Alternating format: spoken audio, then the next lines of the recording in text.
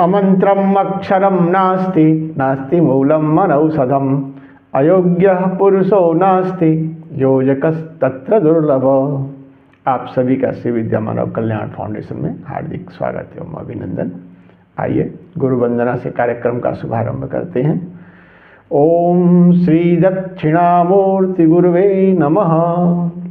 ओम शांतं त्रिनेत्रं विदुकांति शुभ्रं संविभ्रतं दोष्कशुभैः चतुर्भिः मुक्ताक्षमालां कलशं सुधाया श्रीज्ञानमुद्रामपि पुस्तकं च दिव्यांबरं चन्दनगन्धलेपैः समुज्ज्वलांगं मणिरत्नकैः च वीरासनस्थं च शशाङ्कचूडं श्रीदक्षिणामूर्तिगुरुं स्मरामि।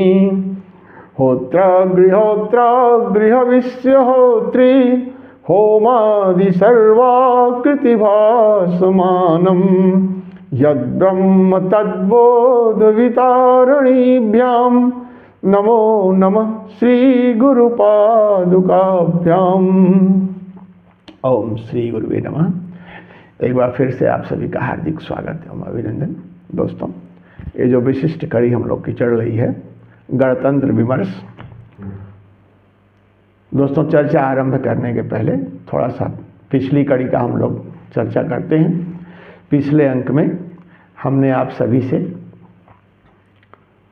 सभी का ये आह्वान किया था कि आप सभी चर्चा परिचर्चा में भाग लें ताकि जो विमर्श है वो सही दिशा में आगे बढ़ सके। तो इस संदर्भ में हमें ये बताते हुए बहुत हर्ष हो रहा है कि आपने एक सार्थक परिचर्चा विमर्श की ओर जो कदम बढ़ाया है उसके लिए आप सभी का हृदय से साधुवाद एवं अभिनंदन करता हूँ। आगे भी हम लोग यदि इसी तरह से विमर्श करते रहेंगे तो निश्चित ही जो विमर्श का अंतिम परिणाम होगा वो सुखद और हम सबके लिए जीवन में वो बहुत ही आगे एक क्रांतिकारी कदम की ओर हम लोग को ले जाएगा, ऐसा विश्वास है। दोस्तों, आपने संक्षिप्त में किंतु बहुत ही सुंदर सुभाषितानी और हमारी जो संस्कृत है, संस्कृत भाषा, उसकी ये विशेषता है कि उसमें छोटे छोटे श्लोकों के माध्यम से हमको दिशा निर्देश स्पष्ट रूप से उसमें दिया गया है। आपने इसका प्रयोग करके हमें बिल्कुल सही दिशा में चर्चा की ओर ले जाने का प्रयास किया है। इसके लिए आप सभी का हृदय से आभार एवं अभिनंदन। और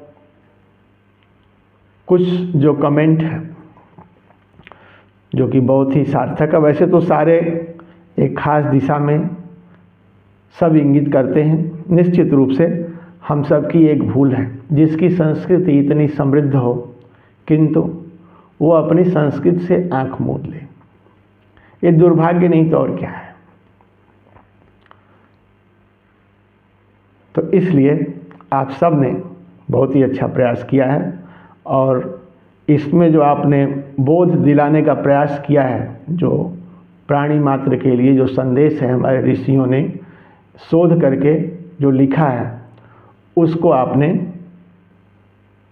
जन जन तक पहुंचाने हेतु जो सार्थक प्रयास किया है उसमें से हम कुछ दो चार पढ़ देते हैं। वैसे इच्छा तो है कि समस्त पढ़ा जाए, किंतु क्योंकि थोड़ी कड़ी में आगे भी चर्चा करनी है, क्योंकि हम चाहते हैं कि आज की जो कड़ी है हम लोग उसमें जो हमारे जो ग्रंथ हैं जो हमें स्पष्ट रूप से दिशा निर्देश देते हैं, कुछ निर्देश भी देते हैं कि जीवन में किन किन मानदंडों का पालन करें तो हमें प्रगति के मार्ग पर चलने में सहायक होगा। किंतु हम उनकी अनदेखी करके एक ऐसे दिशा की ओर बढ़ रहे हैं जिसका कोई लक्ष्य नहीं है, जिसमें यदि हम निरंतर बढ़ते रहेंगे तो हम अपने ही जीवन का नाश की ओर उसको अग्रसर करने का काम करेंगे, इसमें कोई संशय नहीं है। तो आप लोगों ने बहुत ही अच्छे से इसमें जो गुरु की सत्ता है, हमारे यहाँ शिव विद्या साधना पद्धति में गुरु मंडल है। जब हम नवम आवरण में जाते हैं तो उसमें एक गुरु परंपरा है।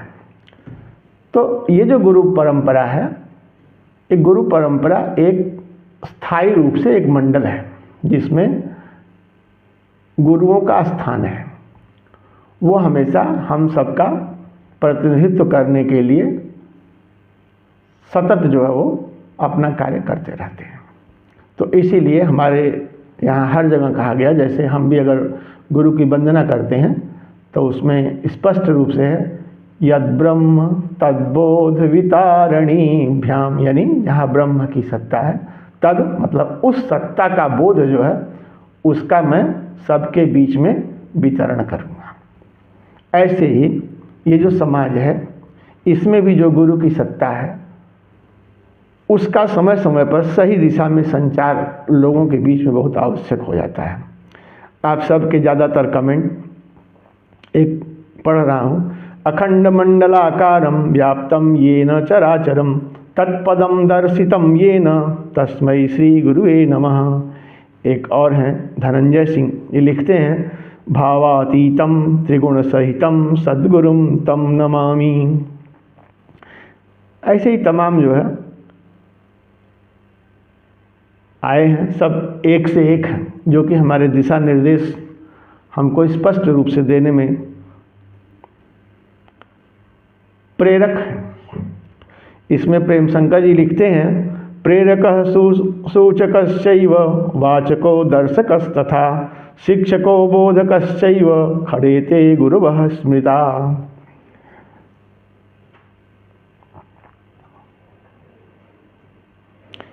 एक और हमारे दर्शक हैं जो कि नियमित हैं, वो लिखते हैं, वो बहुत ही अच्छी बात लिखते हैं कि हमारे शास्त्रों में तो सब लिखा हुआ है, सैकड़ों ग्रंथ हैं जो कि भरे पड़े हैं, किंतु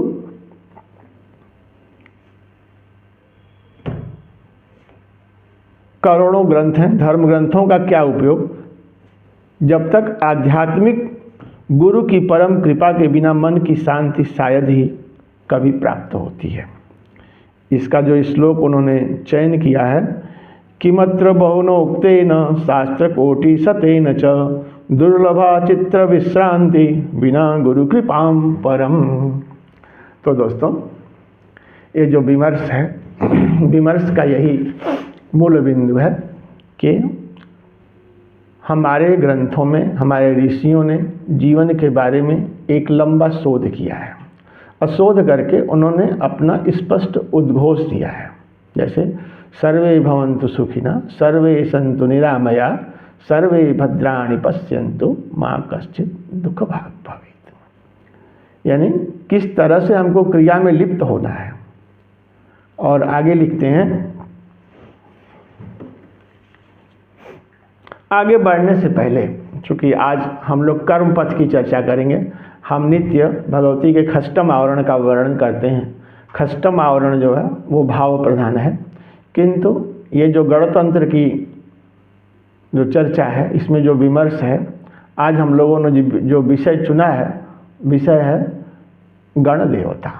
यानी जो गणतंत्र में जो व्यक्ति है वो गणतंत्र का देवता है, उसकी जो भावना है वो कैसी होनी चाहिए, हम लोग अक्सर चर्चा करते रहते हैं। किंतु ये जो देवता है उसका जो कर्म है वो किस तरह का होना चाहिए।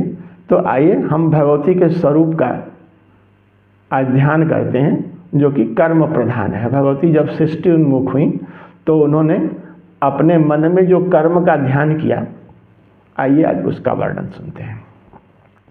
सिंदूरवर्णान्वित चक्रमन्य चतुर्दशारै च विनिर्मितं च सौभाग्यदं देवगणैः सदार्चं स्मरामि भक्त्या मनसा सदैव संक्षोभिणीं विद्रवणात्मशक्तिं चाकर्षिणीं चन्द्रविवर्धिनीं च सम्मोहिनीं स्तम्भनकारिणीं तां विजिम्भिणीं सर्ववशङ्करीं च श्रीरञ्जनीं श्रीमदमादिनीं च रथाञ्च सर्वाञ्च सुसाधिनीं तां संपत्तिपूर्णामथ मंत्रदेहा द्वन्द्वक्षयकारणिकाभिधां च दिक्तुर्यसंख्या इतरा हि रक्ता श्रीसम्प्रदायाभिधियोगिनीता पाशाङ्कुशौ दर्पणपानपात्रे करैर्दधाना सततं नमामि सिन्दूरारुणविग्रहा स्मृतमुखी दिव्यै चतुर्भिर्भुजै विद्यास्फाटिकमालिका अभयवरान् संबिभ्रतीं त्र्यम्बकां सिद्धिसित्त्ववशङ्करी विविधसंज्ञादिशास्त्रैर्युता ध्येया सात्विकवासिनी त्रिपुर्यु मायात्मचक्रेश्वरी। दोस्तों, इसमें कहते हैं कि एक अन्य चक्र जो कि चतुर्दशार से विनिर्मित सिंदूर वर्ण से युक्त सौभाग्य को देने वाला तथा देवगणों के द्वारा सर्वदा पूज्य है, उसका निरंतर भक्तिपूर्वक मन से स्मरण करता हूँ। चतुर्दशार चक्र में स्थित सर्व संक्षोभणी आदि 14 शक्तियों की वंदना है। मैं सर्व संक्षोभणी, सर्वविद्राविणी, सर्वाकर्षणी, सर्वाहृदिनी, सर्वसम्मोहिनी, सर्वस्तंभिनी, सर्वजिह्विणी, सर्ववशंकरी, सर्वरंजिनी, सर्वोन्मादिनी तथा सर्वार्थ साधिनी और उसके बाद सर्वसंपत्ति पूर्णा के बाद सर्वमंत्रमयी, सर्वद्वंद्व क्षयंकरी तथा अंत में है चतुर्दशार चक्रेश्वरी। तो इसमें इन सभी का वर्णन है, यानी जो हमारा जो कर्म है, जब हम कर्म निर्धारित करें अपना, तो किसी छोटी इच्छा या कामना से न करें। हम जो भी कर्म करें, एक तो सततम नमामि, यानी उसमें बराबर लगे रहना है। जीवन का एक लक्ष्य कर्म।